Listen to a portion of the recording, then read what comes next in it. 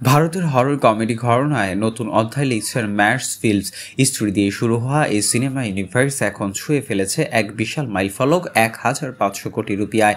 দেউলিয়াতে মুক্তি পাওয়া আয়ুষ খান খুরানো, রশ্মিকা মান্দানা অভিনীত থামা সিনেমার সাফল্য এনে দিয়েছে এই অর্জন। ইনস্টাগ্রামে ম্যাডো ফিল্মস জানিয়েছে, চান্দ্রী থেকে চাঁদ পর্যন্ত এই যাত্রা স্মরণীয় হয়ে থাকবে। এই ফ্রান্সজিওতে এখন পর্যন্ত জনপ্রিয় 4টি ছবি, স্ত্রী ম্যানজা, ভেরিয়া ও স্ত্রী দুইয়ের মধ্যে দুই একাই আয় করেছে 870 কোটি রুপি। এখন ম্যাডো এবং কমেডি ইউনিভার্স ভারতের চতুর্থ সর্বাধিক আয়কারী ফ্র্যাঞ্চাইজি পেছনে ফেলেছে রোহিত শেঠির কপ ইউনিভার্স ও কেজিএফ। আর সামনে আসছে আরও 8টি নতুন সিনেমা, যার মধ্যে থাকবে সিকুয়েল, নতুন গল্প, এমনকি একটি 2 পর্বের ক্রসওভার। বলিউডে হরর কমেডির এই সাফল্য এখন আলোচনার কেন্দ্রবিন্দু, আর ম্যাডো ফিল্মসের নাম যেন হয়ে উঠছে ভারতের হাসির ভৌতিক রাজ্য। News desk, channel 23।